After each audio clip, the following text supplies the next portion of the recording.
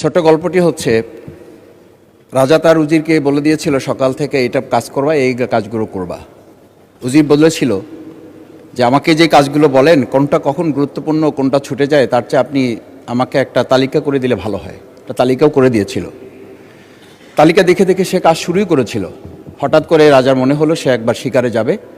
ঘোড়ার পেটে উঠে যখন রেকাবে পা ঢুকিয়েছে, রেকাবে পা ঢুকালে পা আটকে গিয়েছিল। পাটা যখন ছুটাতে পারছিল না তখন সে উজিরকে বারবার ডাকছিল, আমার পাটা এখান থেকে বের করে দাও। পাটা বের করতে যাচ্ছিল না উজির, কারণ উজির বারবার খুঁজছিল যে তালিকাটা করে দেওয়া হয়েছিল সেই তালিকার মধ্যে পা আটকে গেলে ওটা বের করে দেওয়ার বিধান ওখানে আছে কিনা। শেষ পর্যন্ত রাজার পা আর ওখান থেকে বের করা যায় নাই এবং রাজাকে মুক্ত করা সম্ভব হয় নাই বলে আমরা গল্পে জেনেছি। ঠিক আমার কাছে আজকে সংসদ এরকম একটা গল্পের মতো মনে হয়।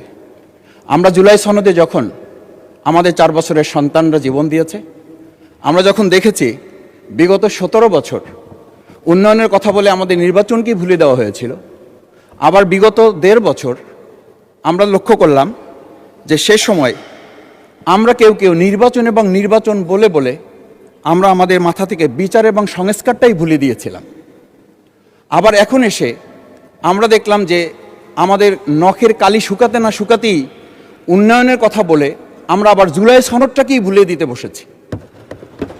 আমি খুবই বিব্রত হই যে আমাদের সন্তানেরা রাস্তায় দাঁড়িয়ে সেদিন কি প্ল্যাকার্ডে এটা লিখেছিল যে আমরা একটা ফ্যামিলি কার্ডের জন্য আজকে রাস্তায় দাঁড়িয়েছি।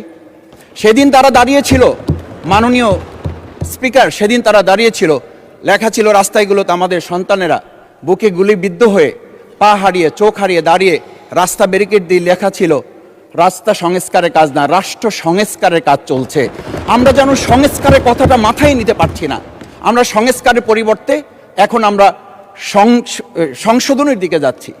আমরা তো এই সংশোধনীর জন্য আমাদের ছেলেরা, আমাদের তরুণ যুবকরা, আমাদের জনতারা কাজ করে নাই। আমি একটা কথা পরিষ্কার বলি, অ্যামেন্ডমেন্টের জন্য তো শেখ হাসিনাও সেদিন অফার করেছিল 24 ঘন্টা দরজা খোলা আছে, তোমরা সংশোধনের জন্য আসো। সেদিন এই ছাত্র জনতা সংশোধন মেনে নেয়নি, তারা সংস্কারের জন্য কথা বলতে চেয়েছিল। আজকে আমরা সংস্কারটা মাথায় নিতে পারছি না কেন? মাননীয় স্পিকার, আমি আর একটা কথা আপনাকে একটু স্মরণ করানোর জন্য বলছি। আমরা ছোট সময় আমি বাংলায় সাহিত্যে অনার্স করা, আজকে আমাকে আপনি স্নেহের সাথে মাসুদ বলে বলেছেন। আমার সংসদের নাম শফিকুল ইসলাম। এই মাসুদ নামটা যারা একেবারে খুব আমাকে স্নেহ করেন, আদর করেন, তারাই ডাকেন। আমি বাংলার সাথে আমাদের রাষ্ট্রবিজ্ঞানের ছিল, রাষ্ট্রবিজ্ঞানে আমরা ছোট একটা বাক্য পড়েছিলাম, নেসেসিটি নোস নো লস। আমরা এই নেসেসিটিটাকে আজকে একটা সংবিধানের ধারাবাহিকের মধ্যে আমরা আটকে ফেলেছি।